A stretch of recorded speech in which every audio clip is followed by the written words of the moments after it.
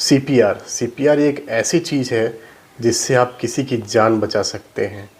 ये जानना बहुत ज़रूरी है कि सीपीआर कैसे किया जाता है, हर किसी को जानना ज़रूरी है। सीपीआर एक लाइफ सेविंग प्रोसीजर के तौर पे देखा जाता है। तो सीपीआर में सबसे पहली बात है कि आप कैसे आइडेंटिफाई करेंगे कि किस पर्सन को सीपीआर की ज़रूरत है। तो उसके लिए आप सबसे पहले पर्सन को देखिए कि अचानक से कोई पेशेंट पर्सन मरीज़ आपके अगल बगल कोई अनकॉन्शियस होता है, गिर गया, उसको सबसे पहले चेक करिए उसका ब्रीदिंग, क्या वो सांस ले रहा है, नहीं ले रहा है, या फिर सांस लेने में उसको डिफ़िकल्टी हो रही है, कष्ट हो रहा है, वो बहुत ज़्यादा स्ट्रगल कर रहा है सांस लेने के लिए। और दूसरी चीज़ है पल्स, उसका पल्स चेक करिए, उसका हार्ट बीट चेक करिए, क्या उसका हार्ट बीट चल रहा है, क्या उसका पल्स आ रहा है।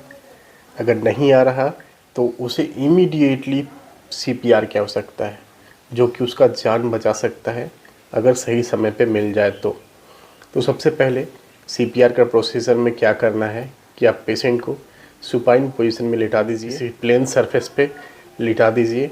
सबसे पहले किसी को बोलिए कि एम्बुलेंस को कॉल कर ले, या आप खुद ही कॉल कर लीजिए।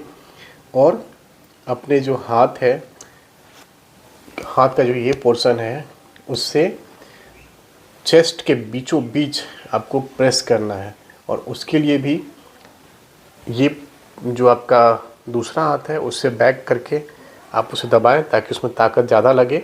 और इस पोजीशन को आपको दबाना है चेस्ट के ऊपर। और एल्बो को आप लॉक कर लीजिए। ये जो एल्बो है आपका, ये टिल्ट नहीं होना चाहिए, ताकि आपका पूरा बॉडी का जो भार है इस पे आए और इसके थ्रू जो चेस्ट पे लगे।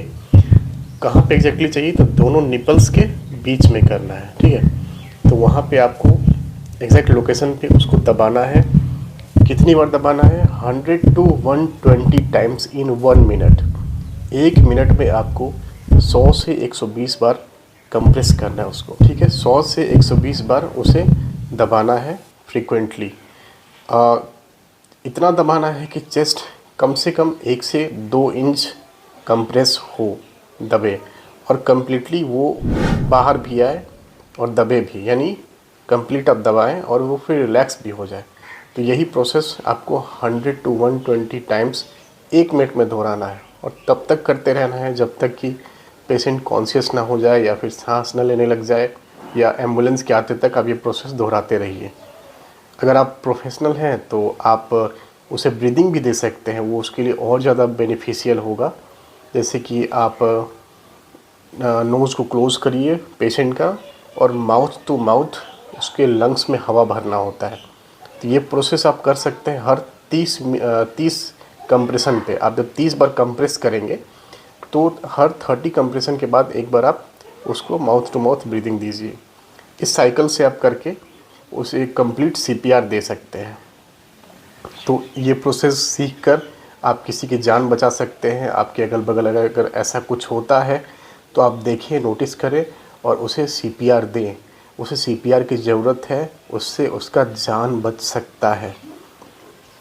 Thank you so much. ऐसी और वीडियोज़ के लिए डॉक्टर दीपक मीनी को ज़रूर फॉलो करिए। मैं ऐसी आपके लिए हेल्थ टिप लेकर आते रहता हूँ।